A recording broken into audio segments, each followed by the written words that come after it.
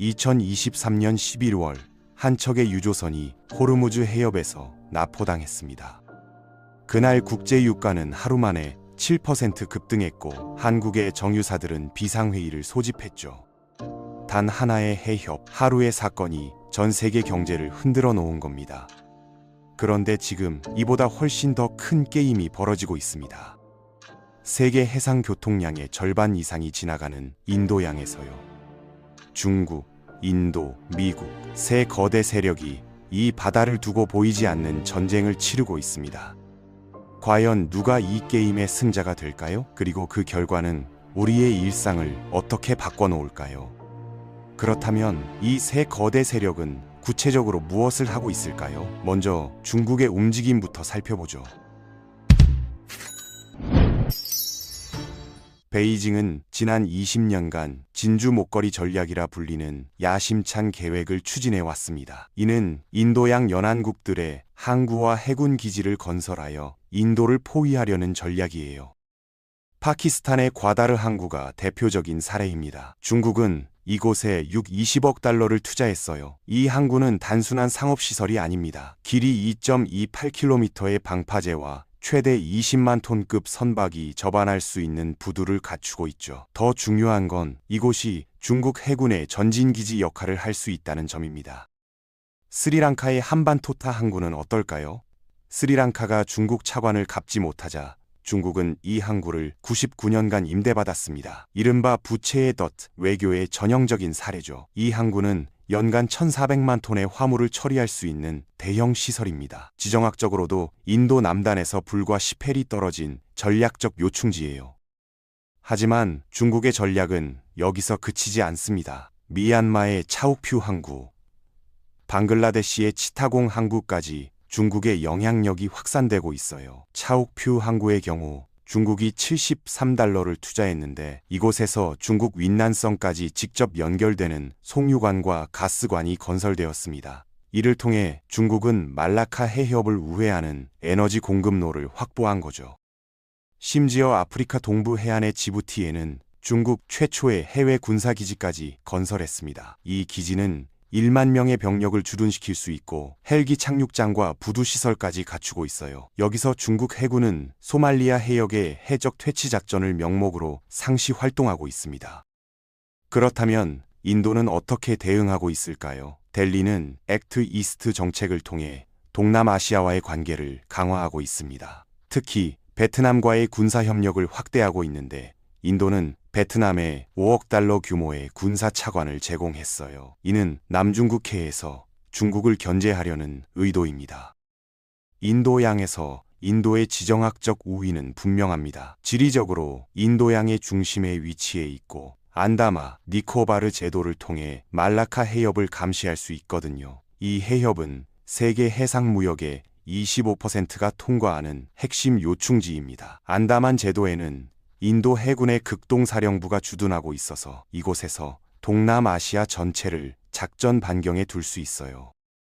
인도는 또한 사가르 이니셔티브를 통해 인도양 연안국들과의 협력을 강화하고 있습니다. 사가르는 모든 이를 위한 안보와 성장을 의미하는 힌디어 약자예요. 이를 통해 몰디브, 세이셸, 모리셔스 등과의 관계를 돈독히 하고 있죠. 특히 해안 감시 레이더 시스템을 무상으로 제공하면서 이들 국가의 해양안보 역량을 강화해주고 있습니다.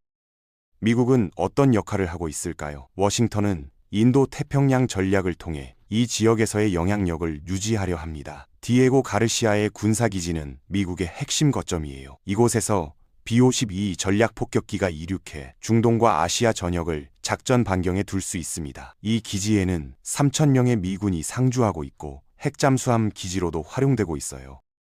쿼드 안보협의체도 주목할 만합니다. 미국, 인도, 일본, 호주가 참여하는 이 협의체는 사실상 중국 견제를 목적으로 해요. 정기적인 해군 합동훈련을 통해 중국에 압박을 가하고 있죠. 최근 말라바르 훈련에는 4개국 해군이 모두 참여해서 대규모 연합작전을 펼쳤습니다.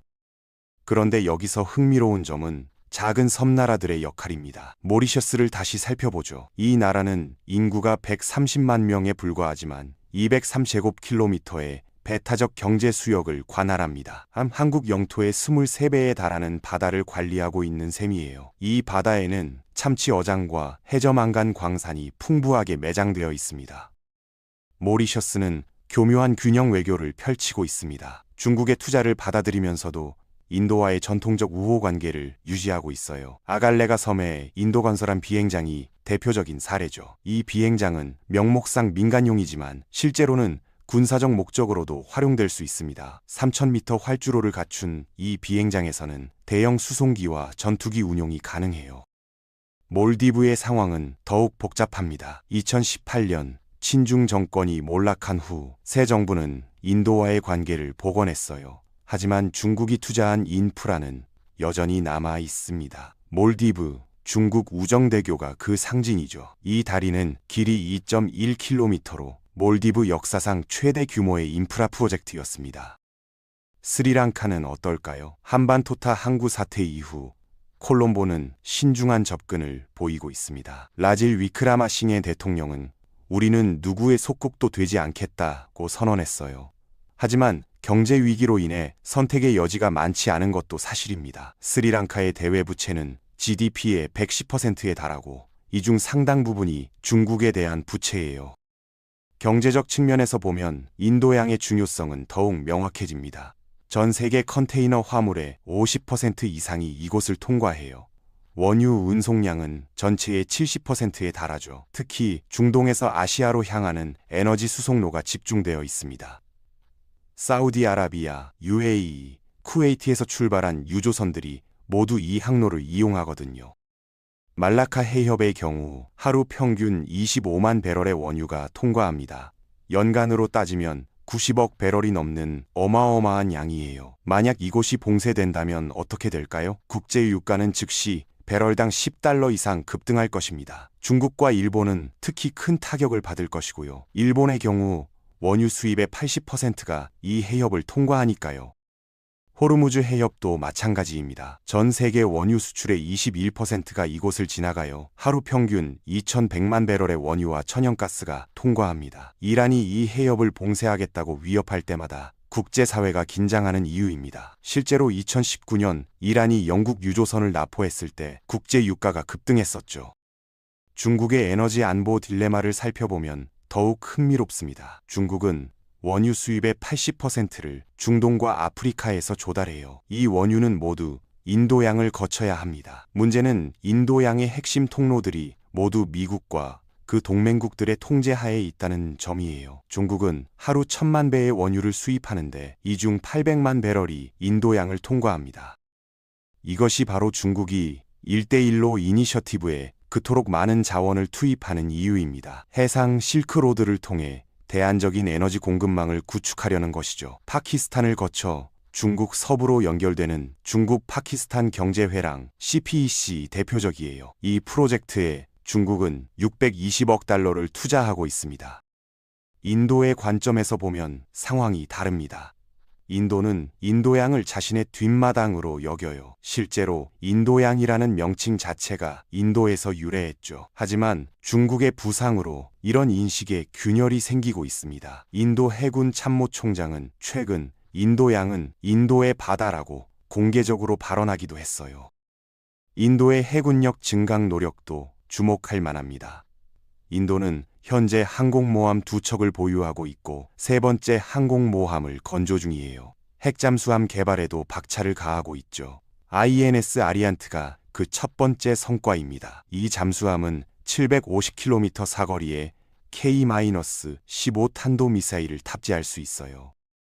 하지만 인도의 해군력은 여전히 중국에 비해 열세입니다. 중국은 이미 3척의 항공모함을 보유하고 있고 네 번째도 건조 중이에요. 핵잠수함 보유 대수도 인도를 압도합니다. 중국은 6척의 핵잠수함을 보유하고 있는 반면 인도는 2척에 불과해요.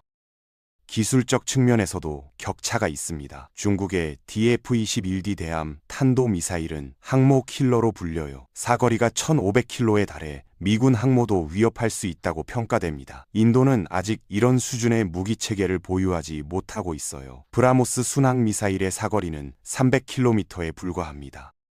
그렇다면 미래는 어떻게 될까요? 전문가들은 세 가지 시나리오를 제시합니다. 첫째, 중국이 압도적 우위를 확립하는 시나리오예요. 이 경우 인도양은 사실상 중국의 호수가 될 수 있습니다. 중국의 경제 성장률과 국방비 증가율을 고려하면 충분히 가능한 시나리오죠. 둘째, 인도가 성공적으로 중국을 견제하는 시나리오입니다. 미국과의 협력을 통해 중국의 진출을 막는 것이에요. 이 경우 현재의 균형 상태가 유지될 것입니다. 쿼드 협력이 강화되고 인도의 해군력이 급속히 증강된다면 가능한 시나리오예요. 셋째, 새로운 균형점이 형성되는 시나리오입니다. 중국, 인도, 미국이 각각 일정한 영향권을 인정하며 공존하는 것이죠. 가장 평화적이지만 실현 가능성은 낮아 보입니다. 세 강대국의 이해관계가 너무 첨예하게 대립하고 있거든요. 현재 상황을 보면 첫 번째 시나리오가 가장 유력해 보입니다. 중국의 경제력과 기술력을 고려할 때 장기적으로 인도양에서의 우위를 점할 가능성이 높아요. 중국의 GDP는 인도의 5배에 달하고 국방비도 4배 이상 많습니다. 하지만 인도도 가만히 있지는 않을 것입니다. 최근 인도의 움직임을 보면 더욱 적극적인 대응에 나서고 있어요. 프랑스와의 군사협력 확대, 러시아로부터의 무기 도입 증가 등이 그 사례입니다. 특히 S-400 방공 시스템 도입은 미국의 반발에도 불구하고 강행했어요. 이 시스템은 400km 사거리로 중국의 전투기와 미사일을 요격할 수 있습니다. 인도는 또한 자체적인 방위산업 육성에도 힘쓰고 있습니다. 메이크 인 인디아 정책의 일환으로 국산 무기 개발을 장려하고 있죠. 테자스 전투기, 아르준 전차 등이 그 성과예요. 특히 테자스 전투기는 최근 해군형 개발에도 성공해서 항공모함 운용 능력을 크게 향상시켰습니다. 중국 역시 가만히 있지 않습니다. 최근 중국은 인공지능과 무인 시스템 개발에 막대한 투자를 하고 있어요. 무인 잠수정, 무인 수상함 등이 속속 등장하고 있죠. 이런 기술들이 실전 배치되면 해전 양상이 완전히 바뀔 수 있습니다. 중국의 무인 잠수정은 이미 수천 킬로미터를 자율 항해할 수 있는 수준에 도달했어요.